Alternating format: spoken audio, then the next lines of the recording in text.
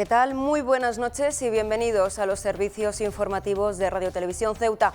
Hoy es miércoles 15 de abril, titulares y comenzamos.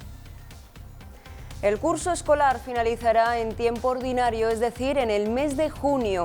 Durante el mes de julio habrá actividades de refuerzo de carácter voluntario en los centros escolares y la tendencia es que impere el aprobado general. Salvo casos excepcionales, son algunas de las líneas marcadas por la ministra de Educación, Celaá, en la reunión mantenida esta tarde con los consejeros del área de las comunidades autónomas.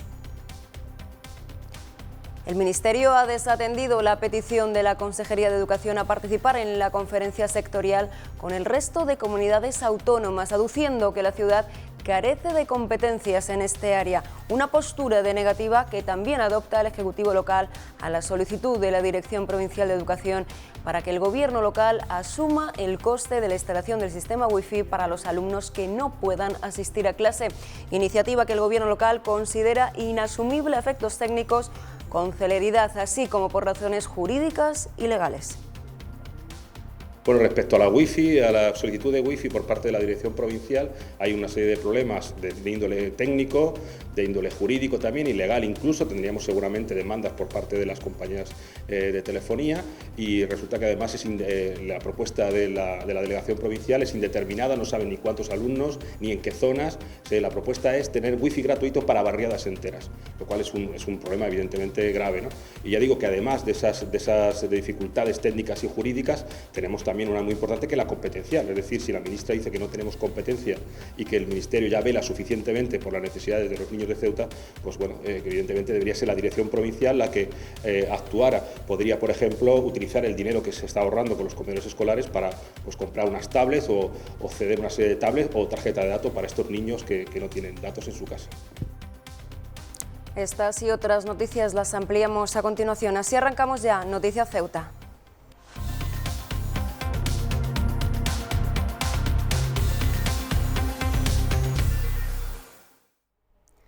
Y los datos de hoy son 12 nuevos curados y 2 nuevos positivos. El total de positivos es de 99 desde el inicio de la pandemia. En la actualidad hay 56 casos activos por COVID-19, 55 casos activos en aislamiento domiciliario y una persona ingresada en la UCI del hospital. Reseñar además 39 personas curadas que han superado el COVID-19 y lamentar las 4 personas fallecidas.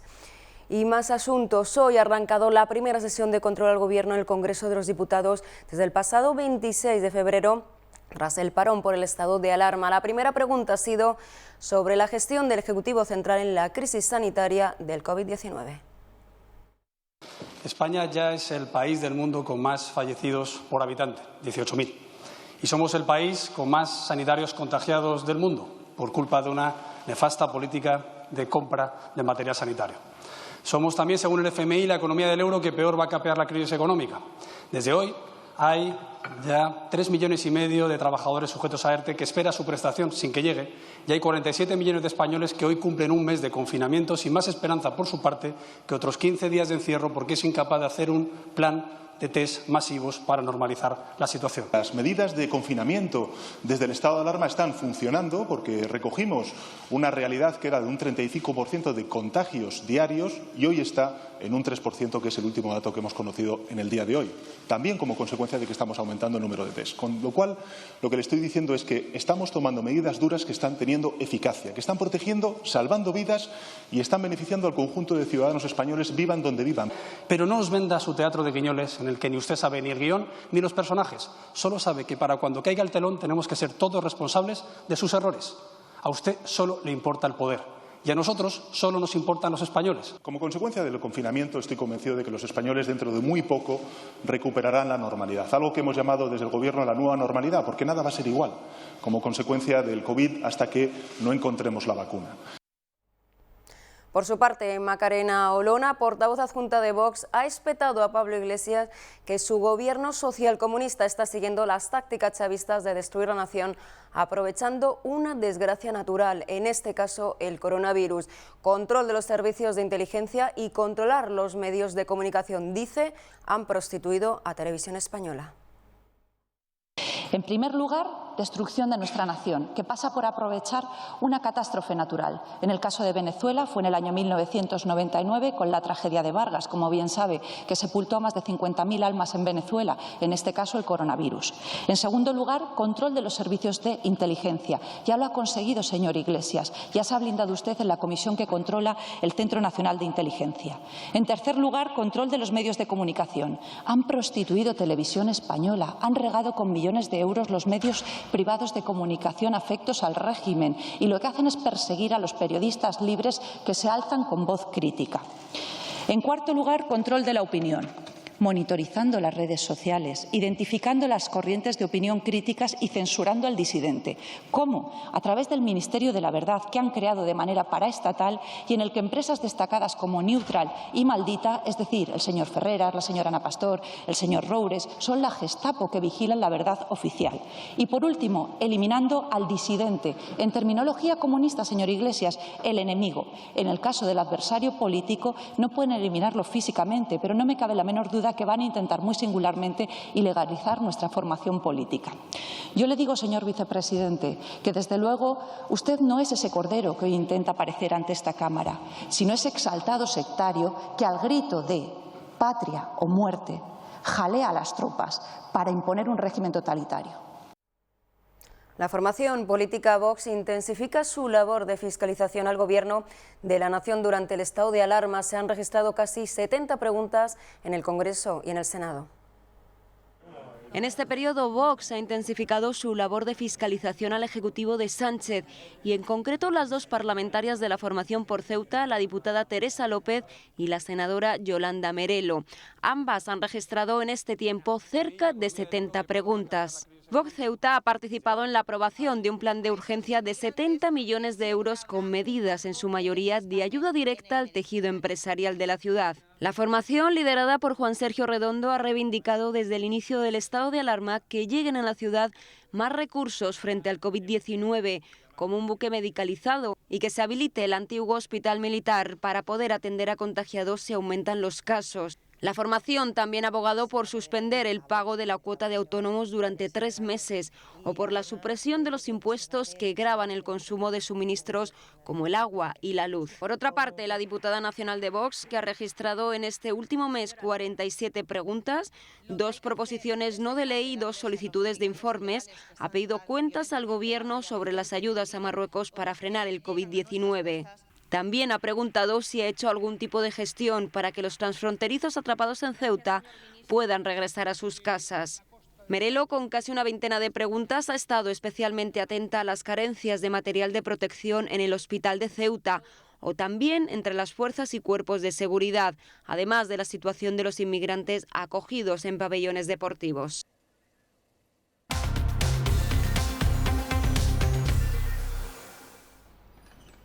Y esta mañana en el pabellón polideportivo de La Libertad se ha registrado un incidente que ha requerido la presencia de varios vehículos de la policía local. Los hechos denunciados a este medio nos llegaron por varios vecinos de la zona que nos remitieron mensajes de audio. La situación despertó cierta alarma, dado que no es la primera vez que se producen altercados y fugas en este recinto, como ya manifestó ayer el portavoz del Gobierno local. Y escuchamos ahora a Isabel Brasero, es la responsable de comunicación de Cruz Roja, que nos relata lo ocurrido esta mañana. Escuchen. Nuestros compañeros vieron que había una persona que parecía encontrarse inconsciente en el suelo y se acercaron a ver qué le sucedía, y fue en este momento cuando esta persona reaccionó de esa manera. Reaccionó con esa agresión, con ese forcejeo. Afortunadamente nuestros compañeros se encuentran en buen estado de salud. Negativa del Ministerio de Educación a la solicitud de la Consejería del Área a participar en la conferencia sectorial por no contar con las competencias educativas, y negativa también de la ciudad a la petición de la Dirección Provincial a que sea la ciudad quien ofrezca wifi gratuito a barriadas para las estudiantes, por considerar el Gobierno local que sus instalaciones es imposible por razones técnicas, jurídicas y legales.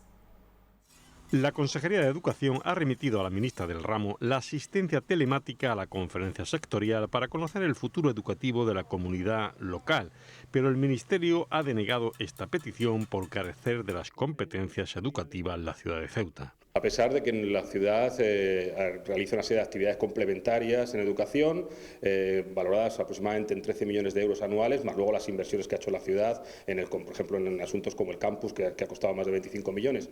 Y ya digo que realizamos tareas complementarias, pero la ministra ha dicho que ellos ya velan suficientemente por los intereses de los niños de Ceuta. Por otra parte, igual negativa ha obtenido la Dirección Provincial de Educación del Ejecutivo Local, que aduce razones de tipo jurídico y legal para la instalación gratuita del servicio de Wi-Fi para estudiantes.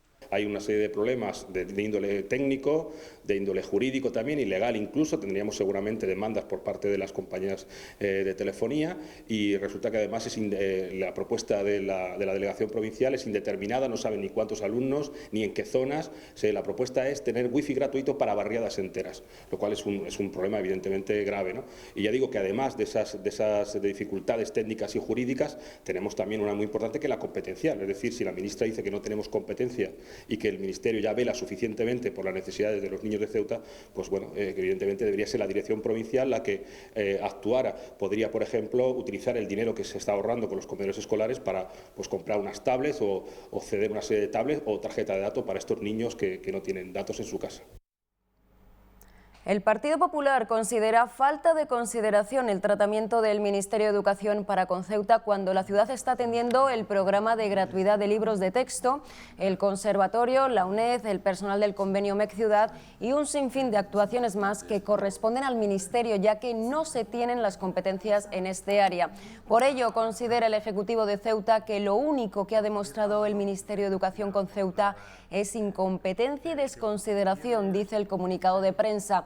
De ahí que el Partido Popular se solidarice con los equipos directivos, profesorado, alumnos y padres de los colegios públicos y concertados de nuestra ciudad. Caballas valora positivamente el anuncio del Gobierno local del abono de las becas universitarias que estaban pendientes, una medida que permitirá a los universitarios hacer frente a los distintos gastos que afrontan, especialmente en materia de alojamiento. Caballas solicita que dichas medidas se apliquen lo antes posible. Y en la sesión de control del Congreso de los Diputados, la ministra de Educación, Isabel Celaá, ha asegurado hoy que en este curso escolar la promoción será la regla general y la repetición la excepción. Además, ha anunciado que está trabajando con las autonomías en un gran acuerdo que propicie tranquilidad a las familias ante el cierre actual de los centros escolares. Que hemos hablado mucho con los consejeros y consejeras de las comunidades autónomas y estamos en línea. Y vamos a propiciar un gran acuerdo que proporcione certidumbre a las familias en un momento de incertidumbre y que nos permita responsabilizarnos y atravesar el fin del curso 19-20, apoyándonos también en el 2021 para resolver, siendo la promoción la regla general y la repetición la excepción, que nada tendrá que ver con las causas del coronavirus. El curso escolar finalizará en tiempo ordinario, es decir, en el mes de junio, y durante el mes de julio habrá actividades de refuerzo de carácter voluntario en los centros escolares y la tendencia es que impere el aprobado general, salvo casos excepcionales. Los equipos docentes decidirán de forma global si un estudiante va o no a la selectividad. Son algunas de las líneas marcadas por la ministra de Educación, Celaá, en la reunión mantenida esta tarde con los consejeros del área de comunidades autónomas y posteriormente trasladadas en su comparecencia. Se mantiene la duración del curso escolar. El curso escolar continúa. Continúan los aprendizajes, adaptados a las circunstancias, obviamente, y el curso ni acaba ahora ni se alargará más allá de junio, excepción hecha, naturalmente, de las pruebas que ya hemos acordado para la EBAU. Y ante la posibilidad de que algunas comunidades autónomas puedan establecer clases de refuerzo durante el mes de julio para alumnado con necesidades educativas, el CESIF insiste que estas deben ser impartidas por profesorado voluntario remunerado al efecto. En ningún caso estas clases deben formar parte del calendario escolar, que finaliza el 30 de junio. El sindicato pide también abordar el próximo curso con reducción de ratios y más docentes.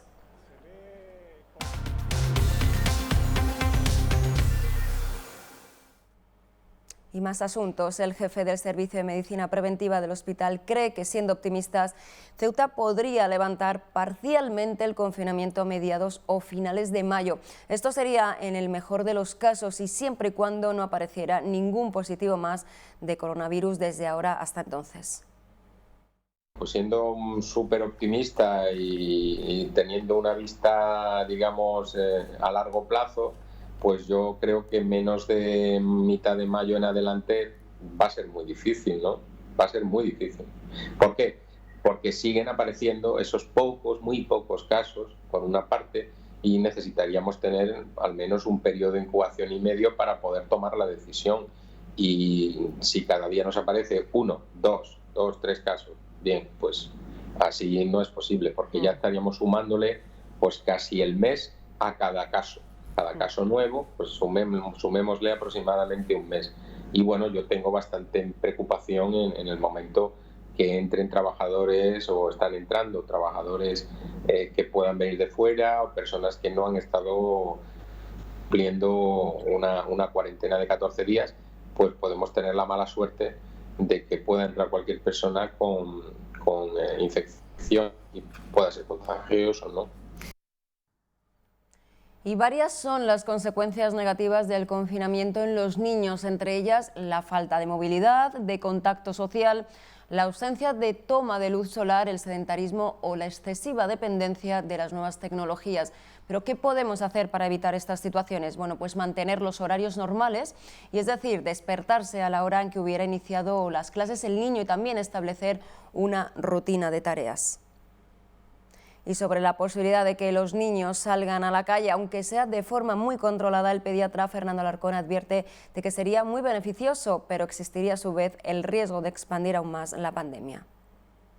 Sería muy beneficioso porque el niño necesita ese contacto, esa expansión, ese tener luz directa del sol, tener relaciones con otros niños, pero tenemos que tener en cuenta en la situación que estamos de pandemia que los niños que se infectan tienen una carga viral importante. Entonces, el efecto beneficioso que podría tener es que salgan a la calle, el que se relacionen, porque lo más importante sería que se relacionaran, cosa que no va a ser demasiado posible. Estaría en la parte negativa que podríamos propiciar una propagación mayor del virus. Debería de ser en unas condiciones muy limitadas, debería de ser detrás de unos estudios, porque el problema que tenemos es que los datos epidemiológicos que tenemos no son concluyentes, no sabemos cuántos de estos niños ya han pasado o son susceptibles todavía de pasarlo. Y como saben, la Consejería de Sanidad, Consumo y Gobernación ha entregado mascarillas a la concesionaria pública de transporte de pasajeros en autobuses urbanos Jadú Almadraba, para que los conductores de autobuses puedan entregar este material a todos los viajeros que utilicen el medio de transporte. Además, la Consejería, en colaboración con el Colegio Oficial de Farmacéuticos, también ha puesto a disposición de dicho colegio un total de 2.400 mascarillas que serán distribuidas a razón de un centenar entre cada una de las 24 farmacias de la ciudad autónoma. En este caso, la distribución del material priorizará a los colectivos más vulnerables, mayores y enfermos crónicos, que recibirán así una mascarilla con la compra de los medicamentos. Hemos hablado de este asunto con el presidente de los farmacéuticos ceutíes. Se han repartido al Colegio de Farmacéuticos para que se puedan distribuir esas mascarillas. Más o menos, ¿cuántas se han repartido? ¿Cuántas hay por farmacia? Y si están ya disponibles. Sí, efectivamente. Ayer mismo por la tarde se llevaron a la cooperativa con la que siempre contamos, que en este caso es Vida Farma, y con ellos esta mañana, en el reparto de medicamentos de por la mañana, nos han entregado a cada una 100 mascarillas. Son de estas de tipo quirúrgico, o sea que se han repartido 2.400 farmacias para repartir entre la población que vaya acudiendo a las farmacias. La idea es empezar con personas mayores, hemos puesto el criterio, mayores de 65 años, o bien polimedicados, o bien personas que consideremos que sean personas de riesgo ante el COVID. Esa es un poco la idea inicial de esta prueba piloto que se está haciendo con la ciudad. O sea que inicialmente lo que es a lo mejor población general sana, que no tiene ningún tipo de patología previa ni nada, pues a esas personas no, sino las personas que me comentaban, no más específicamente. Efectivamente, el criterio inicial es esto, son personas o bien personas mayores, os repito, polimedicadas, o personas de riesgo que tengan una enfermedad pulmonar, en fin, o que sea algún factor de riesgo para Entonces la idea es una mascarilla por paciente, y es la primera jornada y estas 100 que tenemos, a ver lo que nos dura, y bueno, es una forma de llegar a toda la población, intentar que sea ecuánime y para todas las personas que más lo necesiten en primera instancia. Y al margen de estas mascarillas parten de la ciudad y bueno, se van a repartir entre ese grupo de personas que comentaba, pero al margen de eso también se habla mucho del suministro que hay de mascarillas, de geles, de guantes en la farmacia. En ese punto, por ejemplo, ahora mismo, ¿cómo estamos? ¿Hay, no hay, se esperan? Sí, bueno, pues así, de los 3 grandes grupos de productos, digamos, guantes hay bastantes dificultades para encontrar, van apareciendo a cuentagotas con los distintos proveedores.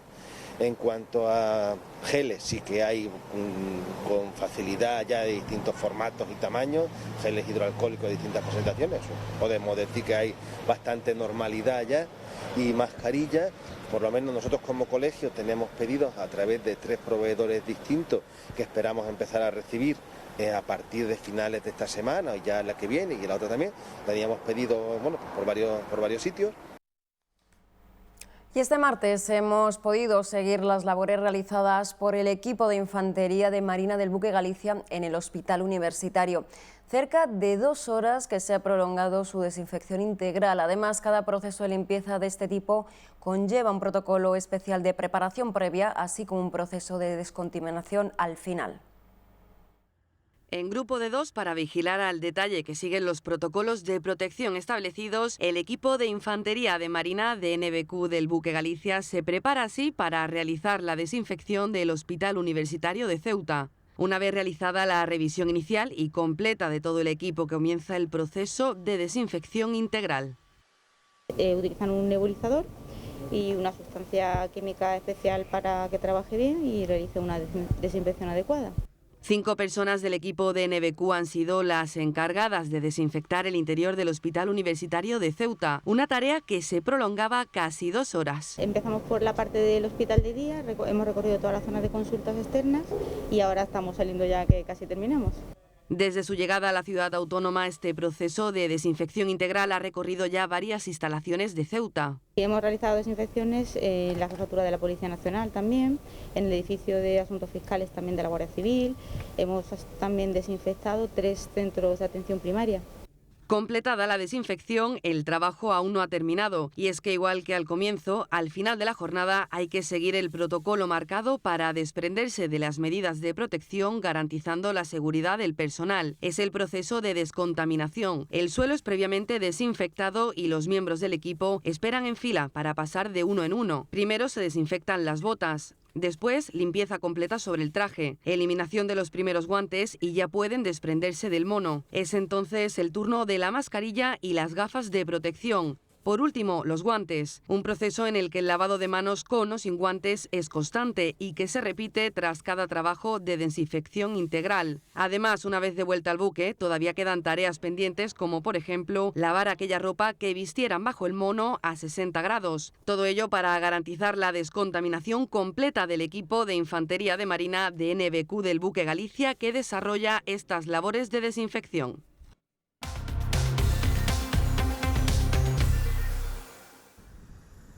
Y desde que se decretó el estado de alarma, las fuerzas y cuerpos de seguridad del Estado y la policía local han impuesto un total de 2.169 propuestas de sanción y detenido a 22 personas. Se recuerda que todos los ciudadanos que se desplacen tanto a pie como en sus vehículos deberán llevar consigo el documento que certifique que su movilidad está justificada. Certificado emitido por su empresa y que avale su desplazamiento a su lugar de trabajo. De lo contrario, serán sancionados. El criterio de tolerancia cero se sigue aplicando. Y las ayudas solidarias no tienen fin en estos días. En este caso se trata de una donación de 112 mascarillas hechas a mano y entregadas a la Policía Nacional, 60 por parte de integrantes del costurero de la Hermandad del Descendimiento de Ceuta y el resto proceden de manos anónimas de particulares. MDC muestra su satisfacción porque el Ejecutivo local haya tenido en cuenta a los afectados por un ERTE. La formación localista expuso la dificultad añadida que afrontan las familias afectadas por esta situación y cuyos únicos ingresos eran percibidos por una persona que ahora era incluida en un expediente de regulación temporal de empleo. MDC valora positivamente estas ayudas sociales que han comenzado a tramitarse para asistir a 40 usuarios. CESIF exige test de coronavirus a todo el personal de justicia que se reincorporó ayer a su puesto de trabajo. El sindicato recurre la vuelta al trabajo por los riesgos laborales que entraña la medida. Más de 12.000 funcionarios volvieron ayer al trabajo. Justicia impone un escenario de vuelta a la actividad al margen de sanidad y sin evaluación de riesgos, según dice este sindicato.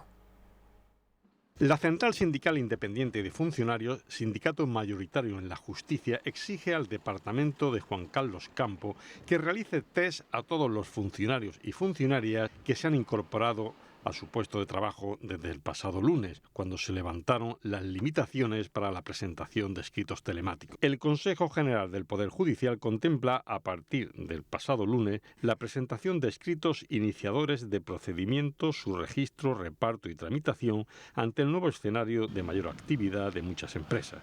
CESIF considera que Justicia ha impuesto un escenario de vuelta a la actividad al margen del criterio general del Ministerio de Sanidad y sin evaluar los riesgos laborales. Por este motivo, el sindicato ha presentado un recurso de reposición para el mantenimiento de las dotaciones actuales de personal, mientras no se pueda cumplir con la normativa en materia de seguridad laboral. Por otra parte, desde CESIF exigen una reunión urgente al ministro de Justicia para que les informe de las actuaciones previstas para afrontar la carga extraordinaria de volumen de trabajo que se deberá afrontar como consecuencia de la progresiva reanudación de la actividad. Este sindicato espera que plantilla y ciudadanía no tengan que pagar la falta de previsión del Ministerio ante el volumen de expedientes que se avecinan. CESIF advierte que seguirán luchando donde sea necesario para defender los derechos y la salud de los funcionarios de justicia. Los delegados y delegadas de este sindicato están a disposición de las personas interesadas para resolver las dudas y trasladar sus denuncias.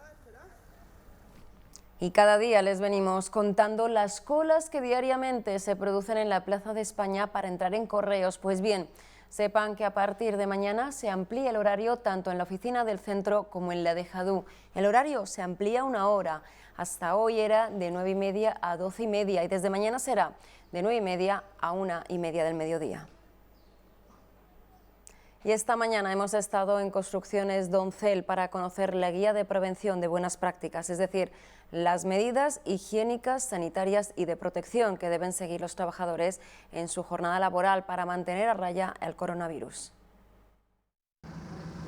La vuelta a la actividad de los denominados sectores no esenciales durante el estado de alarma ha dado lugar a que el personal de la construcción, entre otros, se reincorporen a su rutina laboral. Esto tiene que llevarse a cabo bajo estrictas medidas de seguridad y prevención del COVID-19. Construcciones Doncel ha comunicado y ha publicado una guía de orientación hacia estos trabajadores. Muy buenos días, Manuel. Hola, buenos días, ¿qué tal? Coméntanos la guía de prevención que ha comunicado a todo el sector. Sí, teniendo en cuenta que esta semana han empezado a trabajar de nuevo las constructoras, las industrias y demás, hemos considerado que era importante comunicar a nuestros clientes una guía de buenas prácticas para la prevención de riesgo.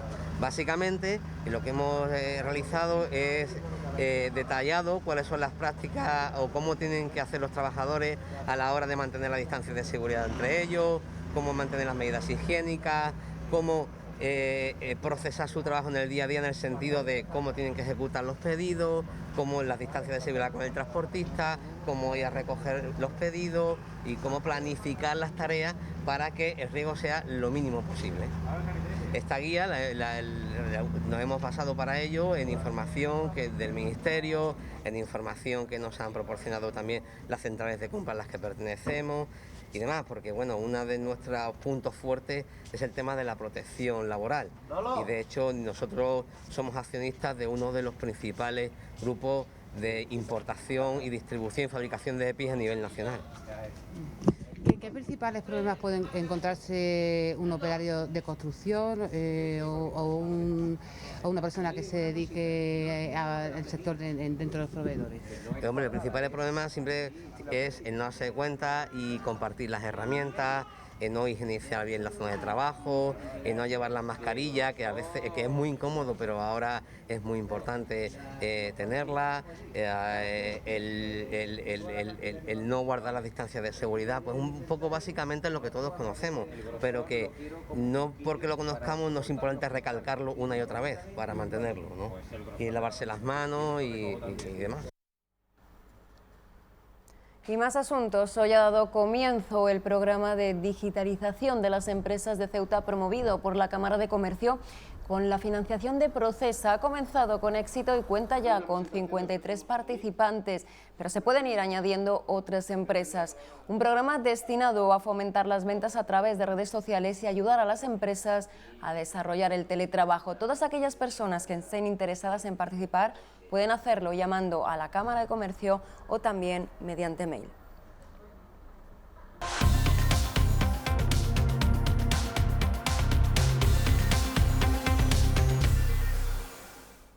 Y en el bloque deportivo, el presidente de la Federación Española de Fútbol, Luis Rubiales, ha cambiado radicalmente de opinión y si hasta ahora había defendido en todas sus apariciones públicas que las competiciones tenían que llegar a su fin, ahora remite una carta a los presidentes de las distintas territoriales para comunicarles su idea de dar por concluidas las competiciones no profesionales, lo que dejaría al Ceuta sin opción de disputar el play-off de ascenso. Yo creo que la única manera de terminar esta temporada es llegar al final. Oye, pues que solo haya ascenso, que no haya descenso. Eso sería tremendamente negativo para todo el fútbol, a nivel sobre todo no profesional, porque tenemos cientos de equipos. Hay gente que cuando habla de esto, habla de la primera y de la segunda, pero aquí tenemos un fútbol piramidal, va en cascada y todo, y todo afecta a los demás clubes. Esto era lo que decía Luis Rubiales el pasado 25 de marzo. El presidente de la Federación Española de Fútbol siempre había defendido hasta el momento que las competiciones debían llegar a su fin, hasta que ayer martes trasladaba a las territoriales su intención de dar por concluidas las competiciones no profesionales, tal y como quedaron suspendidas, lo que supone que el Ceuta no tendría la posibilidad de pelear por el play-off de ascenso, si lo juegan como hasta ahora los 4 primeros de cada grupo. La Federación Española de Fútbol articulará una ronda de contactos a través de los presidentes de las territoriales para conocer todas las sensibilidades de los agentes del fútbol y que se pondrán en común la próxima semana en una nueva comisión de presidentes territoriales. En el sondeo a todos los colectivos del fútbol se planteará dar por finalizada la competición regular mediante un mecanismo exprés planteado a través de un modelo uniforme en todo el fútbol no profesional español, llevado a cabo de la misma manera en todas las comunidades autónomas. Se disputarían los ascensos mediante un sistema de play-off a partido único, a ser posible con un sistema de concentración con el fin de garantizar al menos el mismo número de ascensos que estaba previsto en el inicio de la competición. El Ceuta, quinto clasificado con 51 puntos antes del parón por la crisis del coronavirus, se quedaría por tanto fuera de la pelea al no disputarse las últimas 9 jornadas de la liga regular. En esta situación excepcional no habría descensos en la presente temporada, con lo que se trabajarían los mecanismos oportunos para incrementar el número de equipos por grupo o la creación de nuevos grupos. Estas actuaciones se llevarían a cabo en Segunda División B, tercera, en las competiciones de ámbito estatal de fútbol femenino y fútbol sala, así como en todas las competiciones estatales de la categoría juvenil. Respecto a las categorías inferiores también se abre el debate sobre cuál es el modelo idóneo para la finalización de las competiciones. Tras recibir la comunicación de la Federación Española, el presidente de la Federación de Fútbol de Ceuta, Antonio García Gaona, mantuvo en la tarde-noche del martes una videollamada con los representantes de los clubes de categoría nacional ceutíes para informarles de primera mano de todas estas posibles medidas. Si finalmente se llevara a cabo lo planteado por el presidente de la Federación Española de Fútbol, el gran perjudicado sería el Ceuta, que se quedaría sin la posibilidad de luchar por el ascenso a Segunda B. El plan de Rubiales no ha caído nada bien en el seno del conjunto Caballa.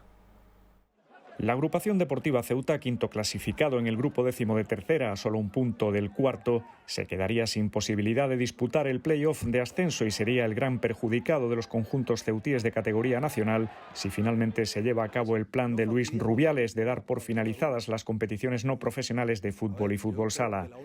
La noticia ha caído como un jarro de agua fría en el seno del conjunto Caballa, que confiaba en que la competición se reanudara y poder así recuperar su puesto en el play-off de ascenso. Esperemos que no se dé la campaña por cancelada y que queda verano por delante. Se ha anulado la Eurocopa y yo creo que habrá tiempo para jugar si si todo se arregla y si todo va bien. Y si se decide cancelar, bueno, pues será un año perdido para todos. Tenemos que estar preparados para cualquier escenario que se pueda dar, pero ahora mismo es lo que hay. El presidente de la Federación de Fútbol de Ceuta, Antonio García Gaona, ha asegurado en nuestro programa Alarma Ceuta que defenderá a muerte que el Ceuta pueda luchar por el ascenso a Segunda B. Después de lo que vi ayer, que la mayoría de los presidentes territoriales, digamos, optan por los 4 primeros, pues bueno, me va a costar, creo, difícil pelearla. Yo, como hasta siempre he hecho en Madrid, o donde ha sido, es pelear por los equipos y por el interés de los equipos de Ceuta. Unas veces salen bien, otras veces no salen del todo bien, y yo por lo menos lo voy a pelear. De ser así, al igual que en el caso del Ceuta, tampoco podría optar a subir a División de Honor Juvenil el Sporting de Ceuta, ya que si no hay descensos, la gimnástica se mantendría en la máxima categoría del fútbol juvenil. En cuanto al fútbol sala, tanto la Unión África Ceutí como el Camões femenino ya estaban fuera de los puestos de descenso en el momento del parón en sus respectivas ligas de segunda, mientras que el Deportivo Ceutí acabaría como campeón de la División de Honor Juvenil. El vicepresidente del conjunto unionista, Felipe Escane, nos comentaba días atrás que estaba convencido de que, como parece que sucederá finalmente, la competición no se reanudaría. Mi punto de vista es que no, que la temporada va a quedar tal y como está ahora mismo. Es una lástima y una pena porque yo creo que ahora estábamos viendo el potencial de nuestro equipo y con toda seguridad entiendo que no íbamos a quedar en la categoría. Y la crisis del coronavirus también ha trastocado todos los planes de la petanca. El presidente de la Federación Española de este deporte ha mantenido una reunión telemática con los presidentes de federaciones autonómicas, entre ellas la de Ceuta, para tratar diferentes cuestiones relacionadas con las crisis sanitarias y sus consecuencias para esta modalidad. El presidente de la Federación de Petanca de Ceuta, Antonio León, participó junto al resto de dirigentes de las federaciones autonómicas en la reunión telemática convocada por el presidente de la Federación Española, Antonio Pérez Arcas, para tratar diversas cuestiones relacionadas con la crisis sanitaria del coronavirus y sus consecuencias para esta modalidad deportiva. Va a ser muy complicado de poder reanudar nuestro deporte, ya que también pues el mundial que se va a disputar en Suiza ha sido suspendido para el próximo año, concretamente para mediados del mes de julio. Por otra parte, también se está esperando a lo que diga la europea para ver qué pasa con el Campeonato de Europa de tripleta. La Federación Española de Petanca ya había remitido un escrito a las distintas federaciones autonómicas comunicándoles que todas las competiciones nacionales e internacionales previstas para 2020 quedaban suspendidas debido a la crisis sanitaria del coronavirus, entre ellas el Campeonato de España Juvenil de Tripletas de Clubes, que se iba a disputar en Ceuta en el mes de julio. Fue suspendido tras recibir una llamada por parte de la consejera del Instituto de Estudio y Deporte de que se rebajó el dinero que se había acordado para dicho evento, por lo cual la reducción era de 4.000 euros. Ya de los campeonatos que se hagan hay que confeccionar un nuevo calendario por la Federación Española, que ya pues se dirá si se va a organizar en otra provincia o no se va a organizar. Nosotros la verdad nos ha sentado como un rayo, pero ¿quién iba a esperar lo que nos hemos encontrado en el camino? Que esperemos de verdad que pase pronto. Desde su confinamiento, León manda ánimos a todos los petanquistas ceutíes. Deciros que sigáis quedándonos en casa, mucho ánimo a esas personas que estén pasando esta pandemia y estén aislados en sus domicilios. Y nada, y mi más sentido pésame a esos también que han fallecido.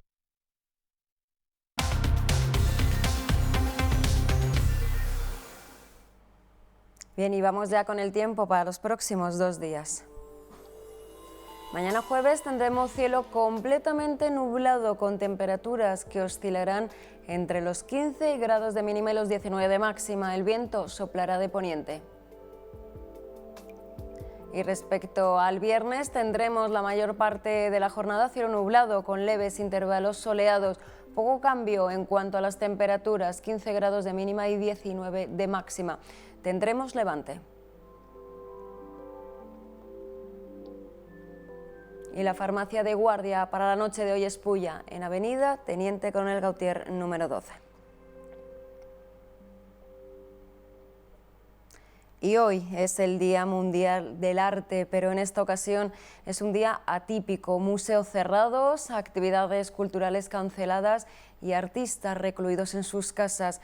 Gracias a las redes sociales, la cultura continúa fluyendo sin cesar y llegando a los hogares desde múltiples ámbitos. Pero desgraciadamente este año el coronavirus lo monopoliza todo. Hoy, 15 de abril, es el Día Mundial del Arte. Sin embargo, en este año pensamos poco en arte y mucho en sanidad, y es que palabras como coronavirus, pandemia, cuarentena, test rápidos o PCR han pasado a formar parte de nuestro vocabulario habitual. Llevamos más de 30 días de estado de alarma y muchos se preguntan ya cuántos de los 260 días que quedan para que acabe el año podremos pasarlos al aire libre y sin mascarillas. Por cierto, recuerden, ante todo, quedarse en casa. La escritora María Jesús Fuentes ha querido compartir con todos nosotros su experiencia personal de confinamiento, una situación en la que percibe, no sin cierta sorpresa, que supone un proceso de aprendizaje porque considera que estamos aprendiendo a vivir. Y parafraseando a Petrarca nos recuerda que el que sabe de dolor, de todo sabe. Me siento un poco como la protagonista de aquellos libros premonitorios de futuro distópico, Fahrenheit 451, Un mundo feliz, e incluso ahora el reciente Estación 11 de la novela esta canadiense. Y veo un poco con asombro y con sorpresa cómo va transitando, van pasando los días, y dentro de esta sorpresa pienso que estamos en pleno proceso de aprendizaje. Decía Séneca que las personas siempre están aprendiendo a vivir o algo por el estilo. Bueno, pues tendremos que adaptarnos y aprender de esta nueva vida que nos ha tocado. Y veo a veces cuando nos asomamos a aplaudir a las 8 de la tarde a los pequeñillos en los balcones, en las ventanas, para ellos esto es natural, forma parte de la normalidad. Pues sin caer tampoco en la rutina, pues tendremos que a lo mejor acostumbrarnos a ciertas cosas. Incluso esta costumbre puede conllevar a veces que nos sintamos felices, a veces sugiere felicidad. Nos sentimos bajo el respaldo, la comodidad de nuestros hogares, con sentido de protección y con la felicidad que da la salud. Entonces, claro, ahí hay un cierto peligro que se acaba enseguida en cuanto abrimos la puerta o encendemos una televisión porque llega el dolor. Si hay algo que me sugiere esta situación es dolor. Cuando escuchamos las noticias y a tantas cifras y a tantos números, en un momento dado le ponemos nombre y le ponemos cara, todo cobra una dimensión diferente. Y a partir de ahí a lo mejor se multiplican y nos asusta la desmesura, pero ya no avanza el conocimiento porque, como decía Petrarca, el que sabe de dolor, de todo sabe. Pues bien, hasta aquí la crónica informativa del día. Muchísimas gracias a todos ustedes por acompañarnos día a día y por estar ahí. Ánimo, descansen y buenas noches. Hasta mañana.